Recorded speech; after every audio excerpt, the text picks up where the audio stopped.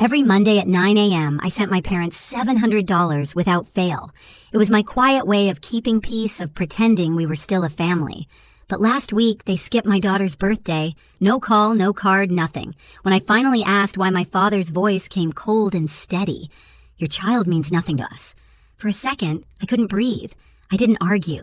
I didn't cry. I just opened my phone, trembling, and started cutting them off, payment after payment. 40 minutes later, my phone buzzed again, and that message changed everything. For 8 straight months, my Mondays began the same way: coffee scrubs, tired eyes, and a $700 transfer to my parents at exactly 9 a.m. It wasn't love. It was habit. Maybe guilt. Maybe hope that if I kept giving, they'd finally see me not as a mistake, not as the daughter who disappointed them, but as family again. After my night shifts, I'd sit at the kitchen table with my laptop open, Ava's drawings taped to the wall beside the bills. I'd type in the same numbers every week, then stare at the confirmation message blinking on screen like a pulse I couldn't stop. Payment sent. My mother never thanked me. My father never mentioned it.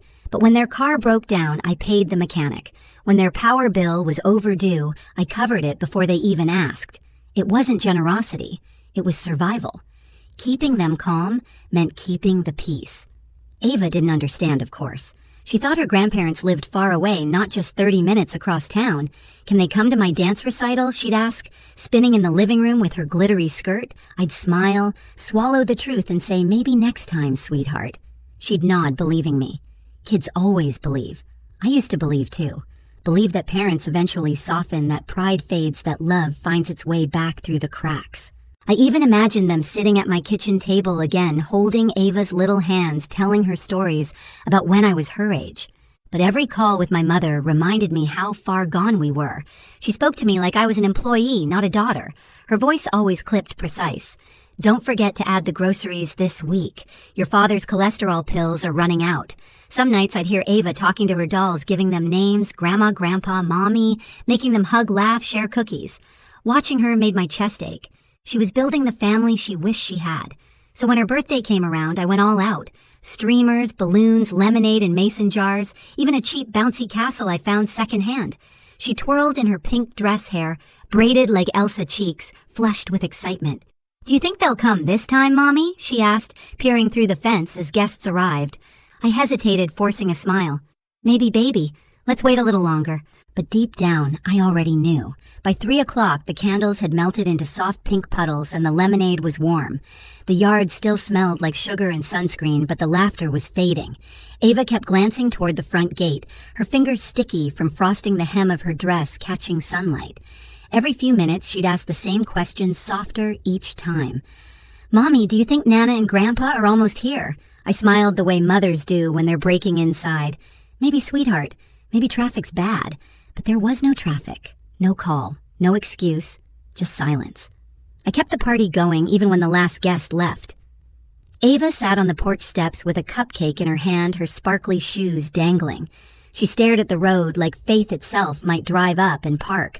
When the sun dipped low, she whispered, "Maybe they forgot." I knelt beside her, brushing hair from her face. Maybe, I said, pretending not to feel my throat tighten. "But we still had fun, didn't we?" She nodded, tired now, her lashes heavy with sleep. That night, after tucking her in, I sat on the couch, scrolling through photos, her smiling with friends, balloons bobbing in the background. Every picture felt like proof that I'd tried. Then I saw it, Mom's text sent that morning. "Tell Ava happy birthday from us." That was it. No call, no visit, not even a period at the end of the sentence. I stared at the screen for a long time, then I called. I don't even know why. Maybe I wanted an explanation. Maybe a lie that sounded like love. Dad answered. His voice was sharp, annoyed, like I'd interrupted something. "What is it, Penelope?"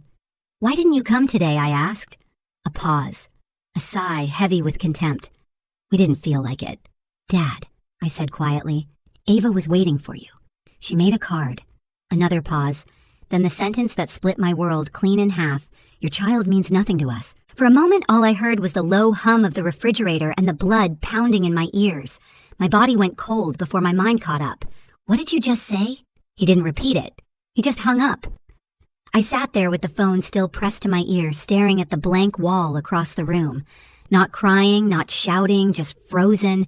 Ava's drawings fluttered on the fridge behind me, little crayon hearts and stick figures, smiling in a world that didn't exist. My hands started to shake. I turned the phone over, set it on the counter, and whispered to no one. Okay. The quiet felt heavier than grief. I walked to Ava's room. She was asleep. Her hair tangled her cheeks, still pink from the day. I knelt beside her and kissed her forehead. You're everything, I whispered, even if they can't see it. Back in the kitchen, I looked at the clock. 9:07 p.m. The same time I usually checked the week's payments. The habit was automatic, my thumb hovering over the app before I stopped myself. Not this time. I poured the leftover lemonade down the sink, wiped the counter clean, and stood there in the stillness, knowing that after tonight, something in me was about to change forever. I didn't sleep that night. I just sat at the kitchen table watching the clock tick past midnight, replaying his words over and over. Your child means nothing to us. They didn't echo, they carved. Every syllable felt like a cut I couldn't stop touching. The phone was still on the counter where I'd left it. My reflection shimmered faintly on the dark screen, her messy eyes swollen a version of myself I barely recognized. I reached for it, not to call them, but to end something. For years, I had kept the peace by paying for it. Every Monday at 9 a.m., I turned guilt into currency. Now I was done buying forgiveness that never existed. I opened my banking app. My hands trembled as I scrolled through the recurring payments, rent, groceries, utilities, insurance. Each one had my name beside theirs. I stared at the list, then started deleting. One by one, like cutting puppet strings. Click, cancel, confirm. With each tap, my heartbeat steadied. The trembling eased.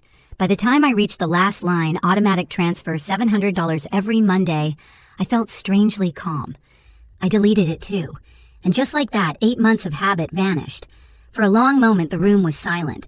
The fridge hummed. The pipes groaned, the night pressed close against the windows. Then my phone buzzed. A text from Mom. Can you order us dinner? Nothing fancy, just Chinese or something. We don't have food in the house. I stared at it. 40 minutes. That's how long it took for them to notice. 40 minutes after erasing my daughter with a sentence they wanted takeout. My thumb hovered above the screen. I could have typed something, anything. A warning, a goodbye. But I didn't. I locked the phone and slid it face down. Instead, I walked to Ava's room. She was curled up, breathing softly, her small hand clutching the stuffed rabbit she'd named Hope. I sat on the edge of her bed, brushing a strand of hair from her forehead. Never again I whispered not to her, but to myself. That was the moment the guilt died.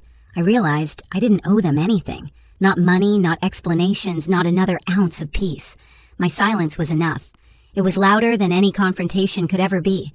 When I finally stood, the air felt lighter, the weight on my chest lifting for the first time in years. I turned off the hallway light and watched the house sink into darkness, a clean, final kind. Some betrayals don't need a fight. They need a funeral. And that night, I buried the version of me that still believed family meant love. The morning after that phone call, sunlight spilled across the kitchen table like nothing had happened. But I couldn't shake his voice. Your child means nothing to us. It echoed beneath every sound, even the hum of the fridge. Ava was still asleep. I made coffee just to have something to hold. The phone rang. Unknown number. For a second, I almost ignored it. Ms. Hayes, this is Richard, your parents' landlord. I just wanted to check in. The rent didn't come through, which is unlike you. Unlike me. The word stung. It's not my responsibility anymore, I said. They'll need to handle it. He hesitated. They told me you manage their payments. I used to. My tone surprised even me, flat, steady. Not anymore. When I hung up, I felt something shift, like a cord snapping. I wasn't their safety net now, just a person drinking cold coffee in her own house. At 10, my brother called. Pen, Mom says you've lost your mind. I laughed softly. Define lost. She said you're cutting them off. I am. Ryan went quiet for a few beats. Good. I'm done too. I blinked. But I've been sending them money, he admitted. Not as much as you. A few hundred a month. Groceries, gas, little things. I thought maybe if we both helped, they'd change. They never told me, I whispered. They never told me about you either, he said. Guess we were paying rent on the same guilt. I sank into a chair, clutching the mug. So they lied to both of us. Yeah. But this time we stop. His voice cracked slightly. You did the right thing, Pen. Before I could answer, another notification lit up my phone, a Facebook tag. A live stream replay titled The Truth About Our Daughter. My stomach turned. Oh God. Don't watch it, Ryan said quickly. But I already was. The thumbnail showed my mother clutching a tissue like an actress caught mid-monologue, my father sitting beside her, arms crossed. Mom sniffled. We've always supported Penelope through everything, but she's made up lies telling people we're monsters who refuse to see her child. None of that is true. Dad leaned closer to the camera. She's been forcing money on us for years. She needs help. I didn't blink. I just watched numb until the moment came the part I knew was coming. My father lifted a printed photo of Ava smiling in her pink birthday dress and said the same words again, this time to the world. This child does not exist to us. I froze. Ava's laughter from the park, her small hands clapping at candles, flickered in my head like a film burning out. I closed the video, unable to finish. Within an hour, messages poured in. Are you seeing this? Is that your dad? Comments piled under the video, half sympathy, half judgment. Who says that about a 6-year-old? She probably deserved it, praying for their hearts. If this is real, it's disgusting. I turned my phone off. The house felt too quiet, like even the air didn't want to move. Later that afternoon, Ryan texted, "Don't post anything. Let them choke on their own words." I obeyed. Silence. I was learning could be louder than rage. By evening, the video had spread through our small town. Their church friends shared it with prayer hands emojis. Others commented, "What kind of grandparents say that the tide was turning without me lifting a finger?" The next morning, Richard texted again. "They've been told to vacate. 30 days. I'm sorry it came to this." I didn't reply. I didn't need to. Justice for once was efficient. 2 days later, my cousin Lauren called, voice shaking with anger. They're at the family reunion. Can you believe it?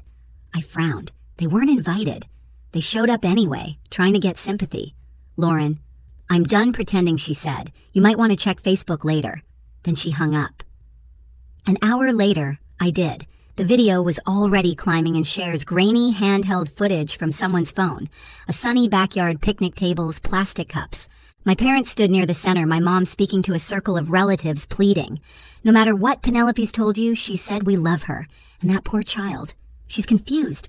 Lauren's voice cut in, sharp and clear. "Before or after you said her kid doesn't exist?" The camera turned toward her. She was holding up her phone, volume blasting. From the tiny speaker came my father's voice, unmistakable. "Your child means nothing to us." Gasps. A collective inhale. My mother froze mid-sentence. My father's face drained of color.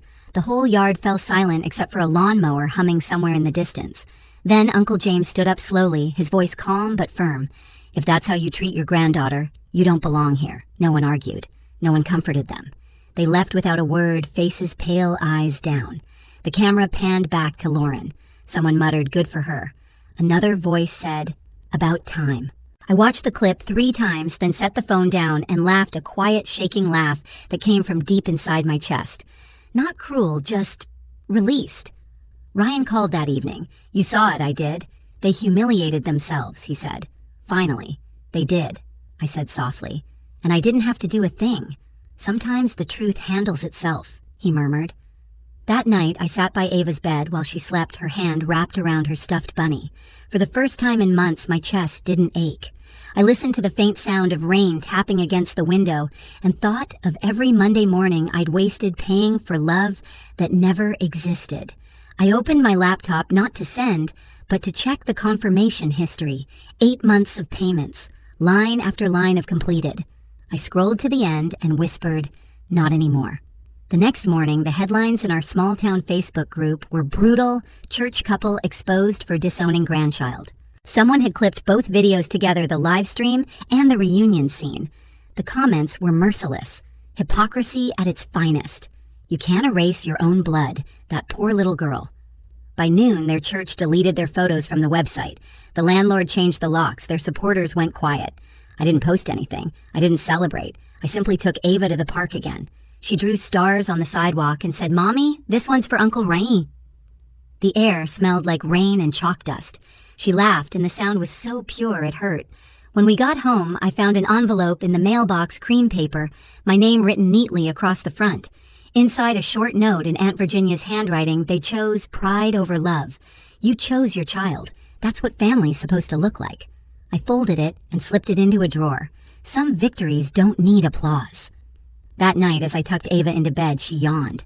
"Mommy, can Nana and Grandpa come next year?" I hesitated. "No, baby, they won't be coming anymore." She nodded, thoughtful. "That's okay. We can invite Uncle Ryan instead. I smiled, brushing hair from her cheek. Yeah, sweetheart, that sounds perfect. When I turned off the light, the room was quiet, but this time it wasn't empty. It was peaceful, earned. The following week, everything felt quieter, like the world had finally exhaled. The endless pings, the messages, the noise, it all faded into a dull hum. My parents had vanished from social media, their profiles wiped clean. Their church released a short statement about family healing, but everyone knew what it meant. I didn't feel victorious. I felt free. The kind of freedom that doesn't rush, that just sits beside you in the morning sunlight and lets you breathe. Ava was humming at the breakfast table, spreading jelly on toast, oblivious to the storm that had finally passed. Ryan stopped by that weekend with groceries and a grin that reached his eyes. You look lighter, he said. Maybe I am, I replied. We drove to Aunt Virginia's for Sunday lunch, lemon pie cooling on the counter, sunlight pouring through lace curtains. She hugged Ava first, then me. Peace looks good on you, Penelope, she said. Over lunch, she talked about boundaries, about how love without respect isn't love at all. I listened, really listened, and for the first time, I believed it. Later, while Ava colored at the table, Aunt Virginia slipped an envelope into my hand. For when you forget, why you stopped. Inside was a single line, kindness with boundaries is strength. That night, I watched Ava sleep and realized the silence in our home no longer felt like punishment. It felt like protection. I stood by Ava's door, watching her chest rise and fall beneath the soft glow of her nightlight. For the first time in years, I didn't dread tomorrow. I didn't owe anyone peace but us. My parents had chosen pride. I chose freedom. And that choice, quiet, steady, final, was the loudest revenge I could ever give. If you've ever had to walk away to protect your peace, you're not alone. Share your story below and don't forget to subscribe for the next one.